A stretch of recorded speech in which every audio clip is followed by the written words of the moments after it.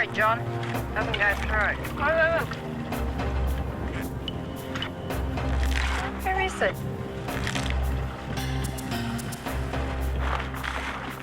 The debilitating effects of dehydration. Deprived of water, even the simplest tasks become difficult. This is the result of walking in the heat of the day, mate. You didn't drink enough, did you? The only treatment for you is water and rest. Right, Naz? Bob Cooper is an expert in survival. He put 4 ordinary civilians through the harrowing paces of the ultimate survival test. The whole ordeal was captured by camera. Squeeze my hand. Good, you'll live. I'm Peter Bindon. This is Out There.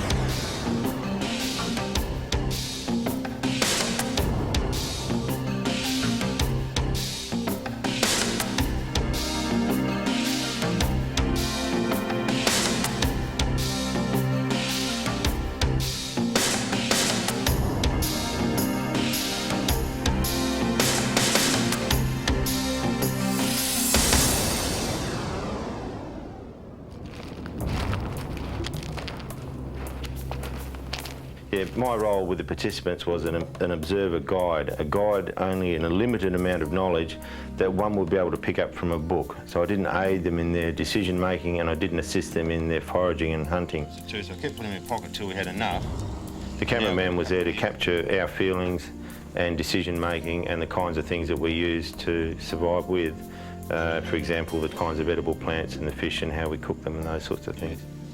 Yep, that's real nice. But he himself was excellent, just kept out of the way, and in the end he was one of us and we didn't take any notice of him at all.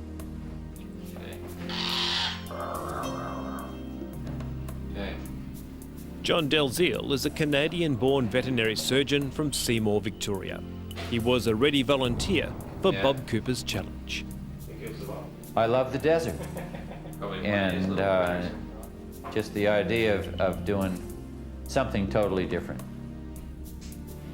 I didn't know what to expect, and so I didn't worry about it too much. I wasn't frightened. It wasn't something like that. But after the thing got going for about two days, or maybe the third day, I thought, what the hell are we all doing out here, walking across this place with nothing to eat? The 4 volunteers only carried what they could fit on their specially made survival belts. That included a soapbox-sized kit of essentials, but little else. You're only allowed to take with you what is in a belt order. There's no sleeping bags, no sleeping mats, no extra water, no food. You're not allowed to kill native animals, except for fish, which you can fish for.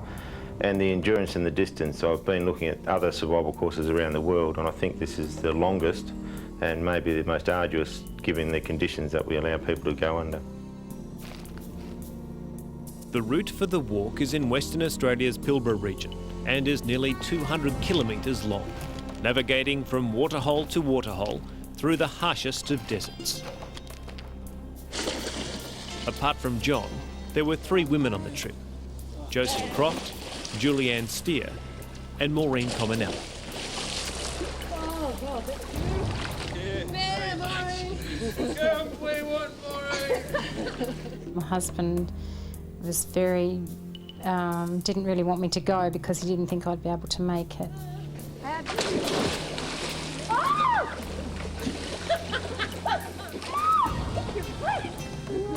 Maureen Cominelli lives in the wheat belt of Western Australia and she calls herself a normal everyday housewife. But there was nothing everyday about her journey through the desert.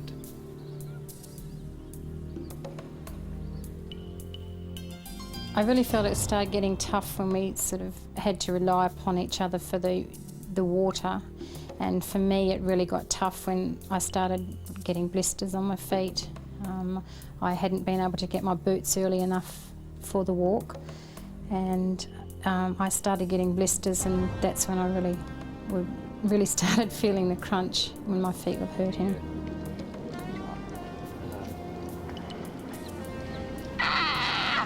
It's hot.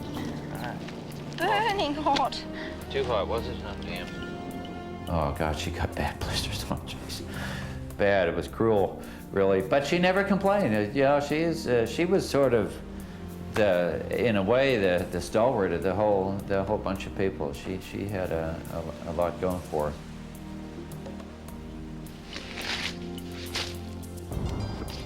The lesson started early as the cold desert nights bit in and their hunger grew. Well, let's go. First 3 days I was really starving and probably could have eaten anything in sight, but after the first 3 days your stomach sort of tends to shrink. I did have an experience where I wanted my OXO cube to myself, and that was it. We were sharing it at that stage, and we had to put 1 OXO cube into 1 container and then share it into the 5 containers. But I wanted mine to me, and then I became very selfish and wanted it all to myself, which Bob let me have, and I vomited for the rest of the night. One of the girls caught a grasshopper, put it in her pocket. That was a really good move because that was bait. It's a catfish. It's a ripper, isn't it? We cooked fish with the gut inside of it, and then, you know, we learned how that just rolls up into a ball and you flick it out type thing and eat it that way. Oh boy. Superb. Oh God. Let's have some more.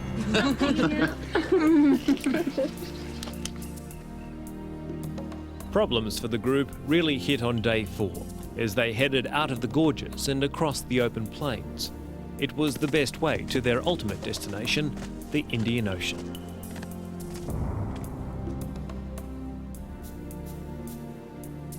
People say we're going out to fight the wild.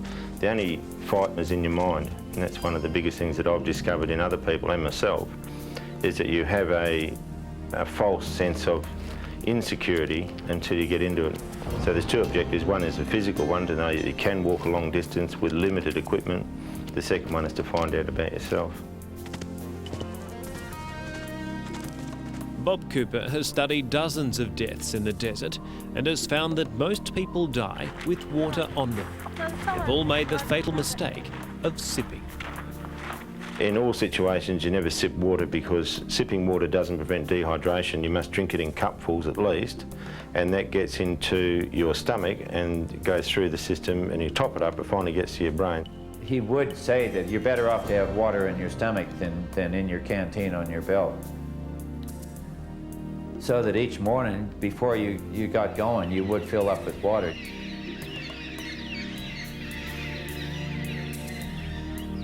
After 10 long days, the group had learnt a wealth of bush skills, some the hard way.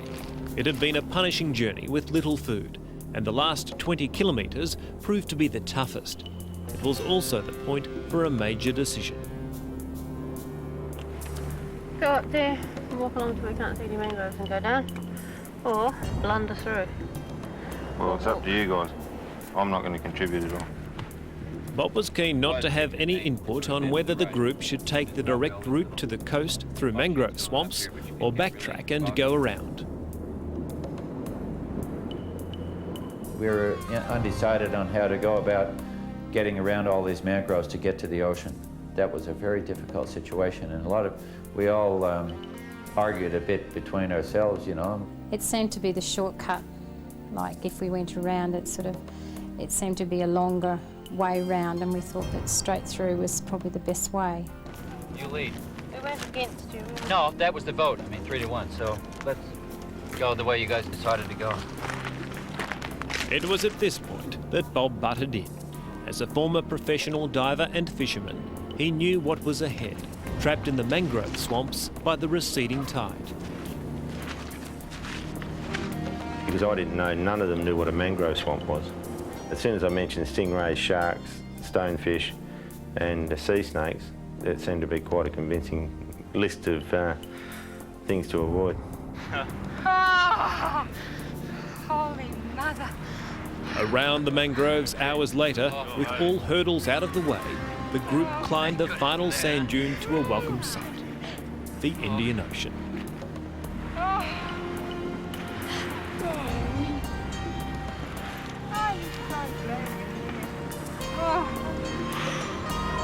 And a special treat from Bob to make the journey home easy.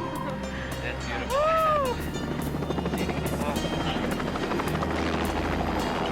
Far out.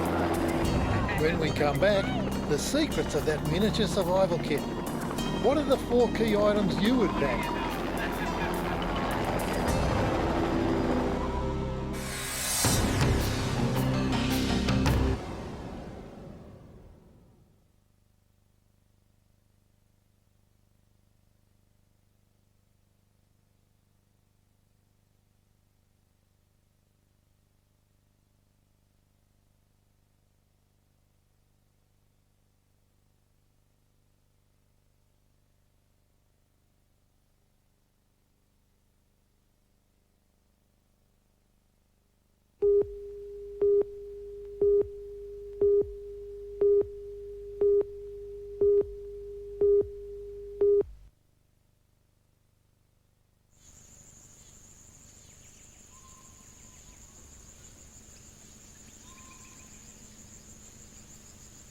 Bob Cooper makes his living out of teaching survival, and his survival kit has been put together from 20 years of experience.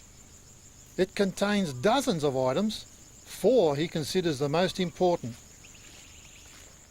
The items that I'd take out in preferential order would be plastic bags, the gear for fire lighting, which I've got 2 types in there. One's a cigarette lighter and one's a little striker flint. The pocket knife or sheath knife that you'd put into a kit, and the Condis crystals.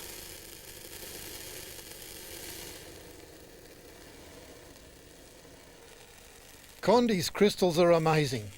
Add a single grain to your water and it's purified. Add several grains and you've got a sterile solution for washing wounds and helping to heal blisters. We worked around it in different methods. We made a sandal out of bark and bits of binder twine we found, and we put Condis crystals on it and relieved the swelling and the blister by puncturing it with a needle, and then we put the Condis crystals on it too for antiseptic. The crystals also perform another trick. If you crush them together with sugar, you can make fire.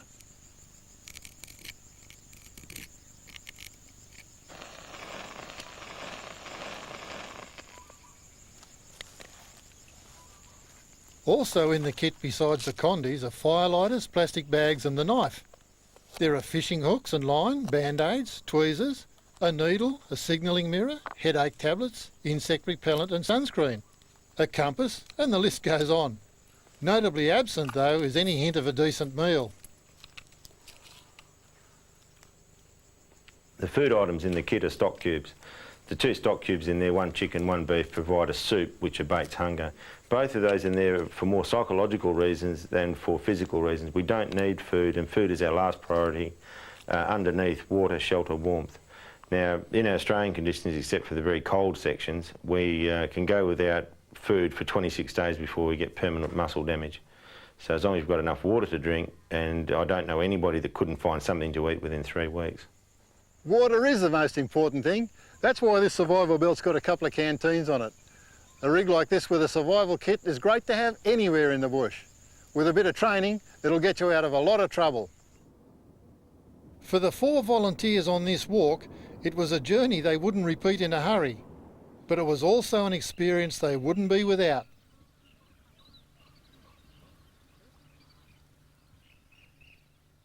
I felt strength in myself when I came back, probably strength that I never thought I had.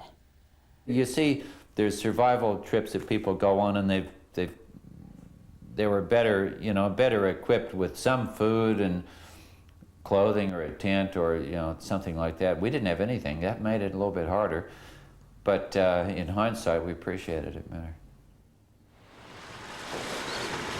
Next up, one of the most amazing survival stories ever told. 3 men and a boy in deep water without a drop to drink. I just couldn't be bothered getting out that last day. I thought, no, I've had enough of this torture.